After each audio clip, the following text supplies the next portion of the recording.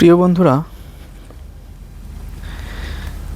এই মুহূর্তে আমার সামনে আপনারা একটি গাছ দেখতে পাচ্ছেন, যে গাছটি সাধারণত মাঠে ঘাটে হয়ে থাকে। মূলত এই শীতের সময়ে এই গাছটি মাঠে ঘাটে প্রচুর হয়ে থাকে। এটি মূলত একটি আগাছামূলক গাছ। আমরা গাছটাকে চাষের জমিতে হলে পরে উপড়ে ফেলে দিই। তবে বন্ধুরা, এই গাছটা আগাছা হলেও এই গাছটি একটি ভেষজ সম্পূর্ণ গাছ।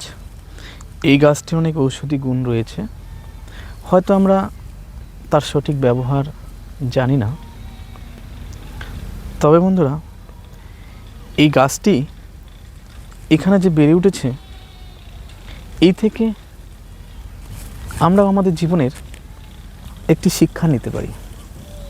কেন বলুন তো বন্ধুরা? এই যে গাছটি দেখছেন, খুব সুন্দর লাগছে দেখতে। এর পাতায় অসংখ্য কাঁটা রয়েছে। যদি একবার বন্ধুরা এর কাঁটা যদি আপনার পায়ে ফুটে যায়, প্রচণ্ড ব্যথা হয়, অসহ্য রকম এক ব্যথা হয়। তো আমার মনে হয় এর পাতায় যে কাঁটাগুলো রয়েছে, এটি মূলত তার আত্মরক্ষামূলক কাজে লাগে। তবে আমার কথা হলো যেটা,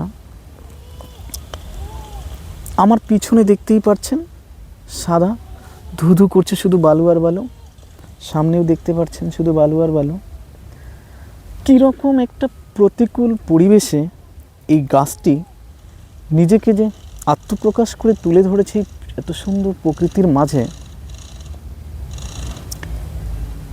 শুষ্ক বালু চরের মধ্যে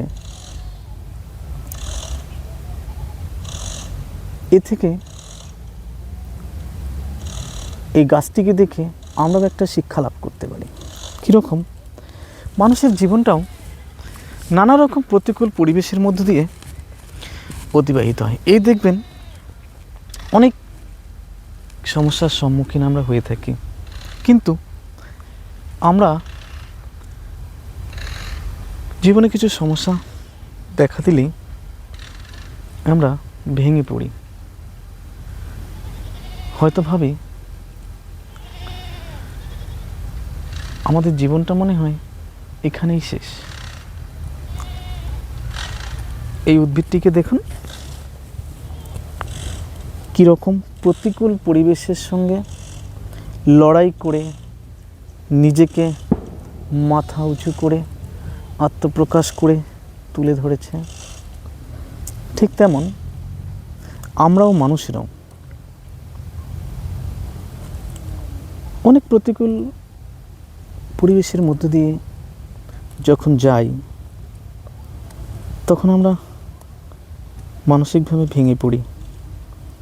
তবে মানসিকভাবে ভেঙে না পড়ে সেই প্রতিকূল পরিবেশের সঙ্গে আপনি যদি লড়াই করেন, নিজের মনোবলটাকে শক্ত করে ধরে রাখেন, যে কোনো পরিস্থিতি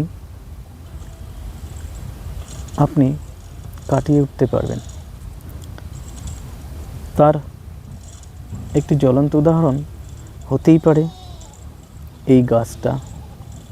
দেখুন, আশেপাশে কোনো গাছ নেই, শুধু বালু আর বালু। এই প্রতিকূল পরিবেশেও সে নিজেকে তুলে ধরেছে। কি বলেন বন্ধুরা?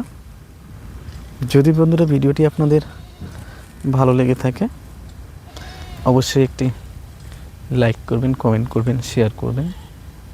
ধন্যবাদ।